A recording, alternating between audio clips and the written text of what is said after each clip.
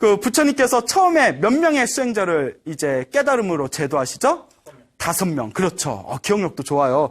5명. 예? 5명의 오비구라고 합니다. 5명의 수행자를 녹야원에서 제도하시고, 그 다음에 야사와 야사의 친구 54명. 그러니까 야사를 포함해서 55명이겠죠.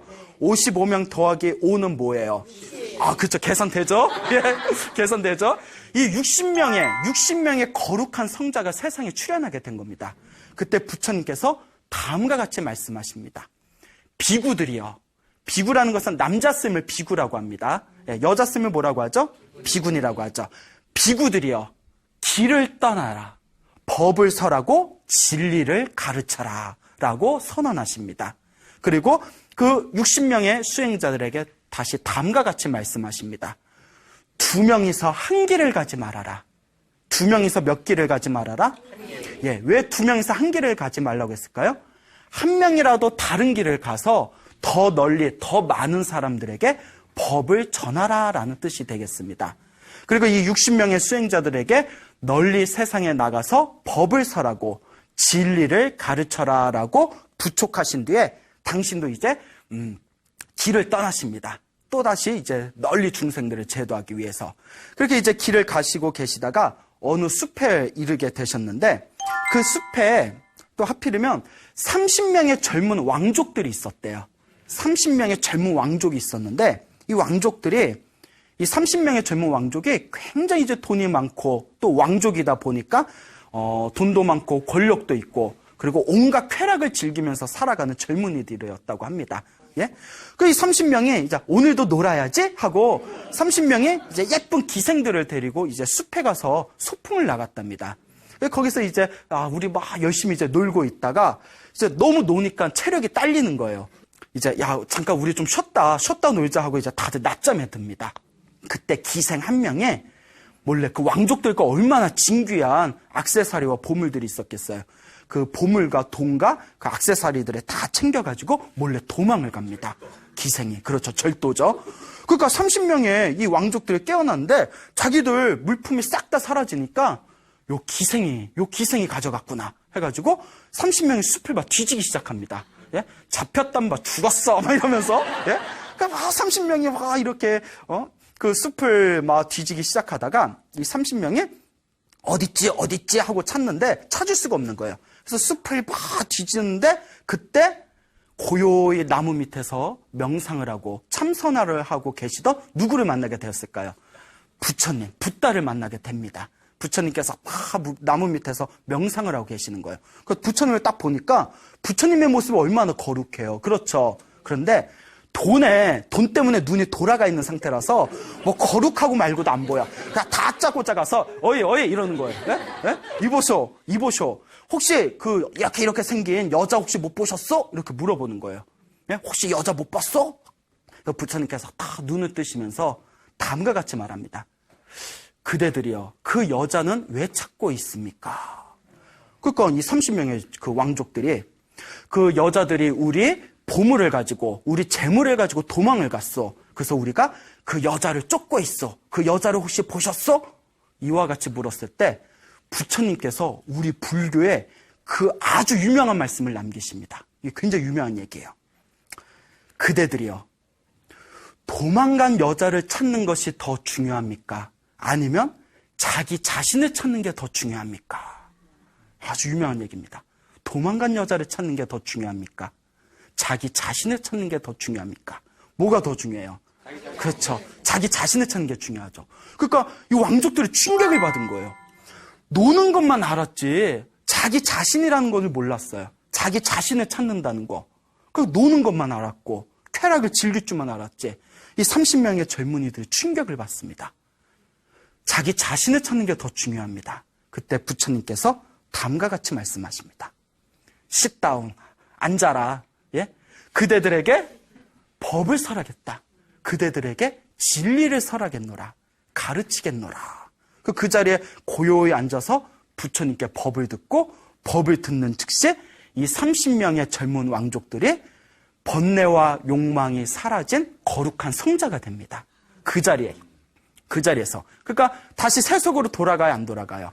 안 돌아가요. 그 자리에서 머리를 깎고 출가를 합니다. 이제 부처님께서 다시 이제 우르웰라라는 도시로 향하십니다. 우르웰라라는 도시가 있었대요. 그 우르웰라에는 불을 섬기는 큰 종교 집단이 있었답니다. 불을 믿는 종교예요. 불을 믿는 큰 종교 집단이 있었는데 그 종교 집단의 교주가 삼형제였다고 합니다. 근데 이름이 다 가섭이기 때문에 가섭 삼형제라고 불렀대요. 가섭 삼형제. 그 가섭 삼형제 밑에 제자들이 1000명이 있었다고 합니다. 몇 명 있었다? 1000명이 있었대요.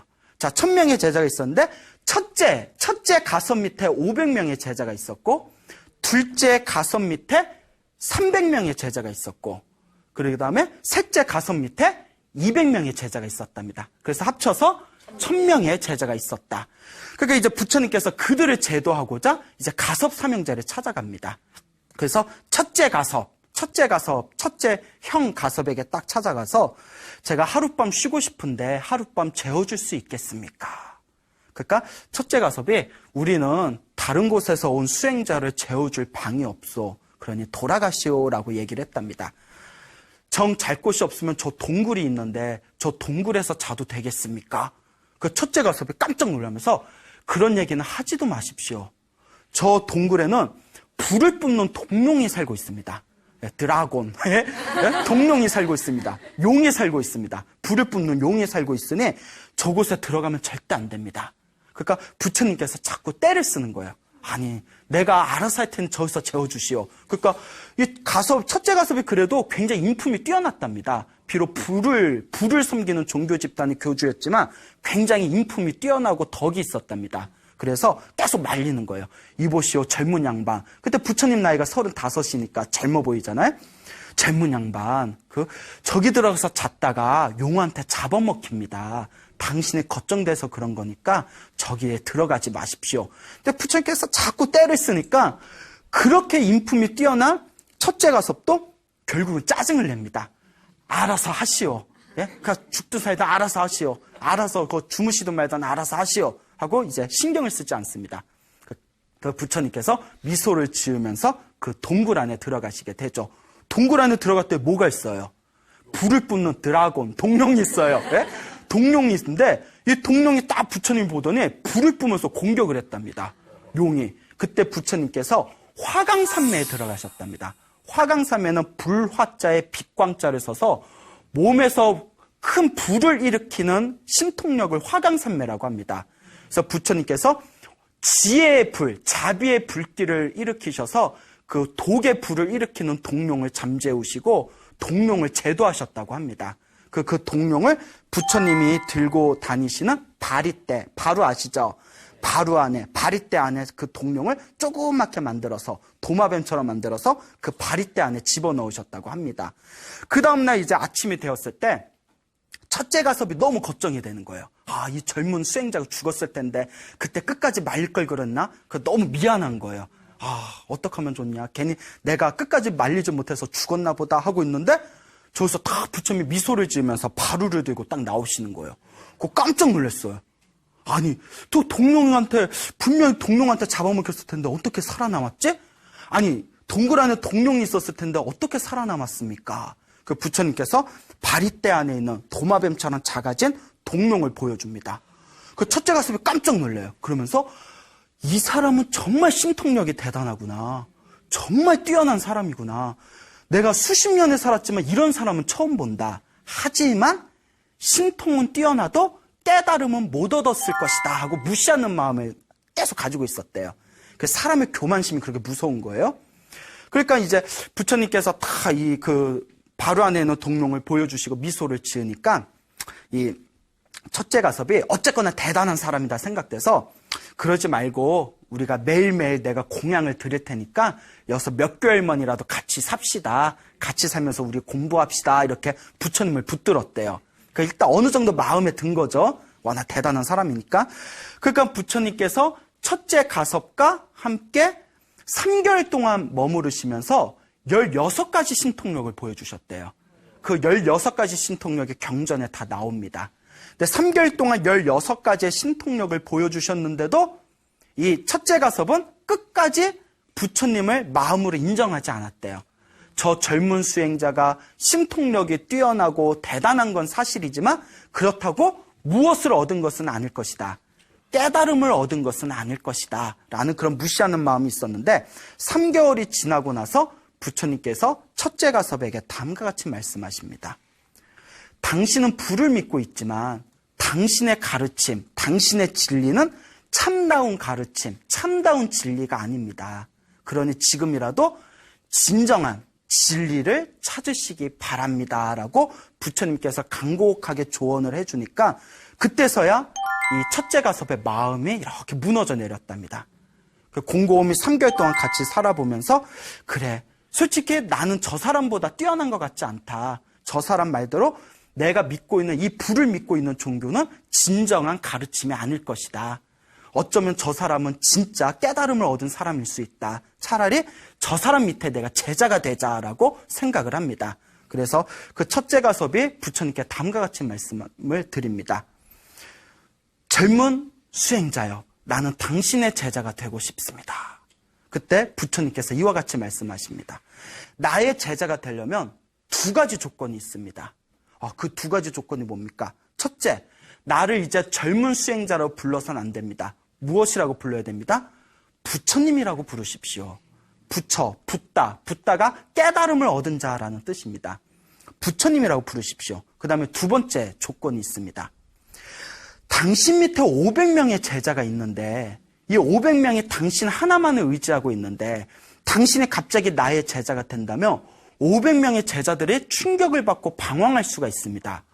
500명의 제자들에게 내가 출가해도 되겠냐고 동의를 얻으십시오. 500명의 제자들이 허락을 한다면 제 제자로 받아주겠습니다. 라고 이야기를 했다고 합니다. 그래서 500명의 제자들을 불러놓고 나는 저 젊은 수행자인 부처님에게 출가하고자 한다. 그런데 그대들은 그대들의 길을 가라. 그거 500명의 제자들이 이와 같이 얘기합니다.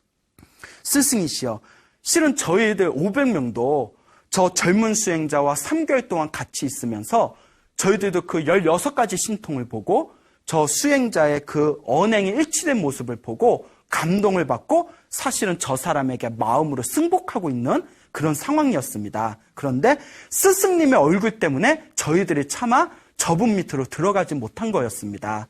만약에 스승님이 저분의 제자가 된다면 저희 500명도 따라서 저분의 제자가 되겠습니다. 라고 이야기를 합니다. 그래서 스승이 기뻐하면서 이제 자기들이 모시던 불을 섬기던 도구들을 다 태워버리고 다 없애버리고 다 물에다 흘려버리고 머리를 깨끗하게 깎고 승복을 갈아입고 첫째 가섭과 500명의 제자들이 부처님의 제자가 됩니다. 근데 첫째 가섭과 500명의 제자가 부처님의 제자가 되었다라는 얘기가 쫙 펼쳐지면서 누가 그 소식을 먼저 들었을까요? 둘째 가섭과 셋째 가섭이 그 소식을 듣습니다. 그 충격을 받아요. 아이고, 우리 큰형님이 저 꼬드김에 빠졌나 보다. 예? 그래서 이제 둘째 가섭하고 셋째 가섭이 부처님을 찾아가서 토론을 벌입니다. 이러쿵저러쿵 토론을 벌이다가 마음으로 감동을 하고 둘째 가섭과 셋째 가섭도 우리는 이제 불을 버리겠습니다. 당신의 제자가 되겠습니다. 라고 했을 때 부처님께서 똑같은 조건을 제시합니다.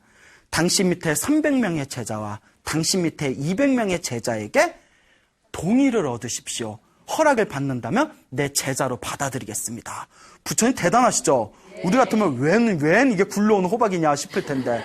그래서 300명의 제자와 200명의 제자들에게 동의를 구했을 때 이 300명의 제자와 200명의 제자도 다 함께 출가를 합니다.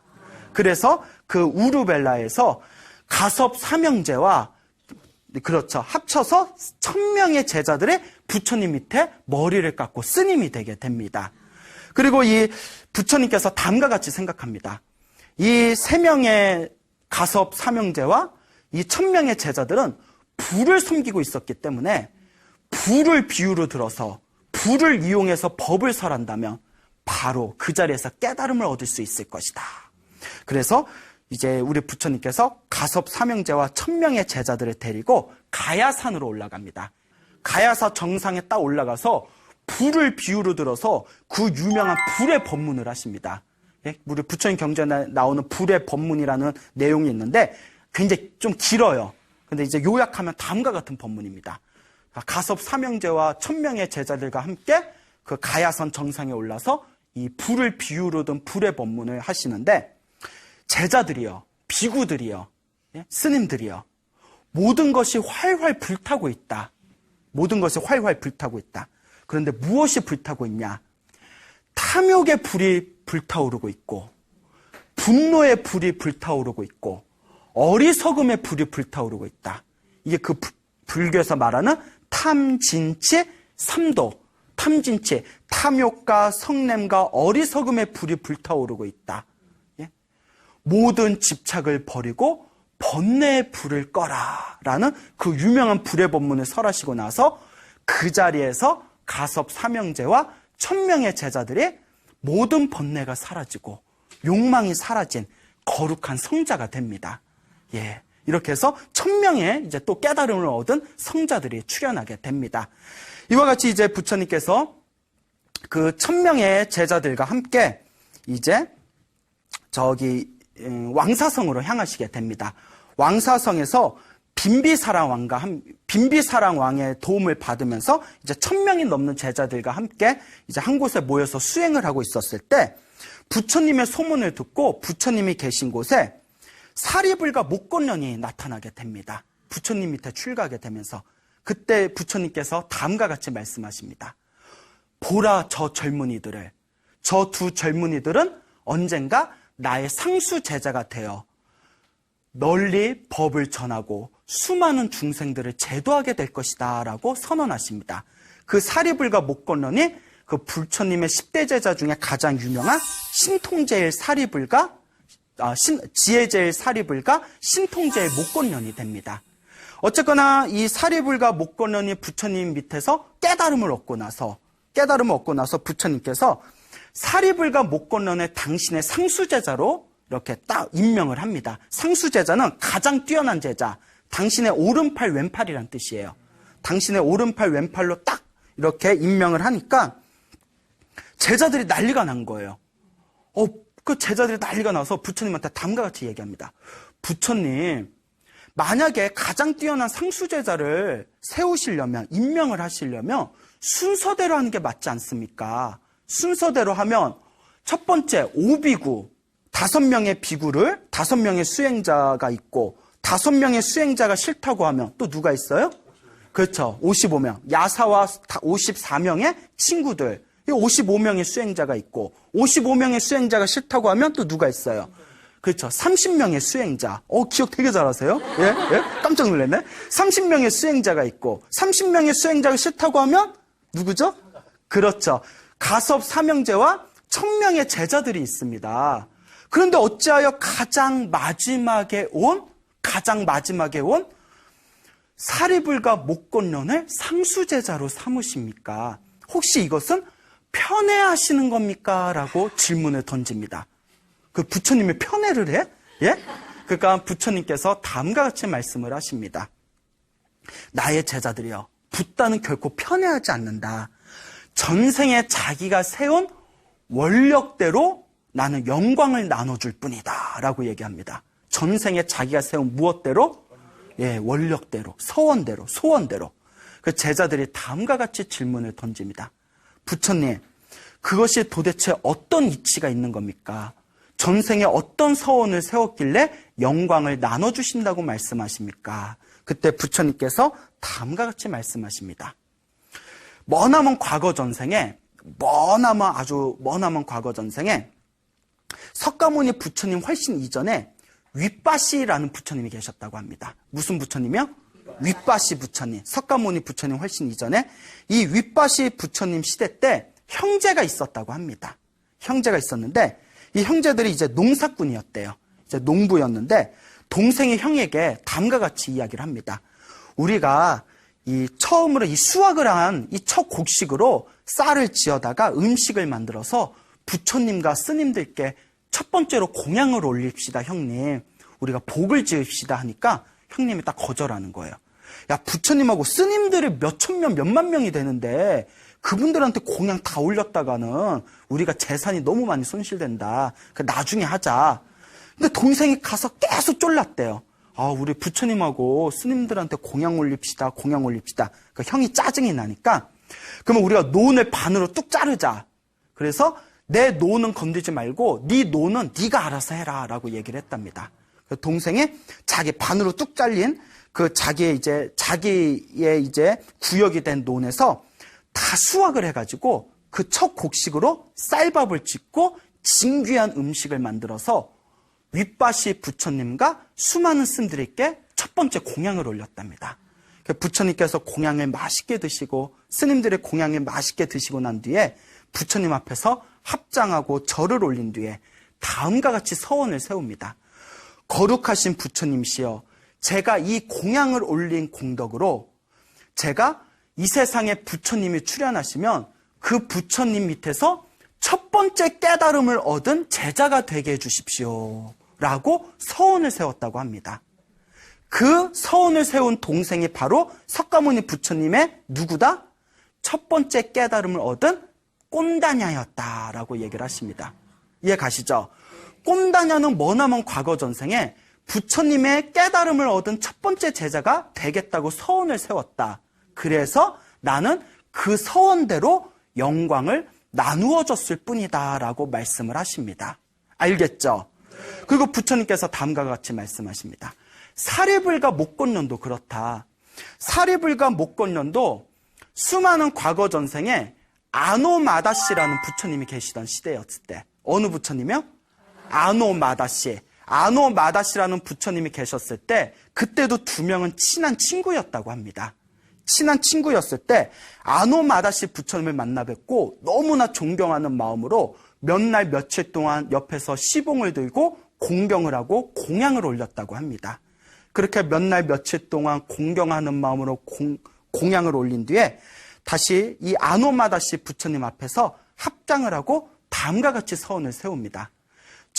저의 두 명의 친구가 부처님께 공경하는 마음으로 공양을 올리고 부처님께 공덕을 지은 이 선업의 힘으로 저희들이 부처님의 상수제자가 되게 해주십시오.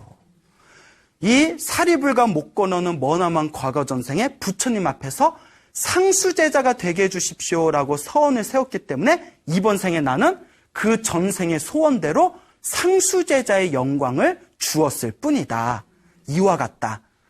야사와 54명의 친구들도 30명의 젊은 왕족들도 가섭 삼형제와 1000명의 제자들도 머나먼 과거 전생에 복을 짓고 선업을 짓고 공덕을 지으면서 깨달음을 얻게 해주십시오라고 서원을 세웠지 상수제자가 되게 해주십시오라고 서원을 세우지는 않았다. 하지만 사리불가 목건어는 복을 짓고 선업을 짓고 공덕을 지은 뒤에 상수제자가 되게 해주십시오라고 서원을 세웠기 때문에 나는 그들의 서원대로 깨달음을 원하는 자에게는 깨달음을 주었고 상수제자가 되길 바라는 자에게 무엇을 주었다? 상수제자의 자리에 영광을 나누어 주었을 뿐이다 라는 말을 듣고 수많은 제자들이 비로소 부처님의 깊은 뜻을 이해했다고 합니다. 아시겠죠? 네. 이와 같이 자기가 지은 복과 선업과 공덕의 원력에 의해서 우리의 미래가 창조됩니다. 어쩌면 여러분들이 지금 살고 있는 여러분들의 좋은 모습이든 나쁜 모습이든 그 모든 모습은 여러분들이 일으킨 생각과 여러분들이 지은 업의 결과물일 것입니다. 그렇다면 여러분들은 이번 생에 지금 이 순간에 어떤 복을 짓고 있고 어떤 선업을 지으면서 어떤 소원을 일으키고 있는지 스스로 진지한 고민을 해보시기 바랍니다. 서원이, 원력이, 발언이 크면 클수록 그 원력의 큰 발언은 이 우주 밖에 남아서 반드시 다음 생에라도 나를 그 소원의 길로 인도해 줄 것입니다. 여러분, 행복해지고 싶습니까? 네. 행복한 삶을 창조하고 싶습니까? 네. 복을 지으십시오. 선업을 지으십시오. 공덕을 쌓으십시오. 복과 선업과 공덕의 힘이 여러분들을 진정한 행복의 길로 이끌어 줄 것입니다. 여기서 마치겠습니다. 소중한 나, 무한 행복!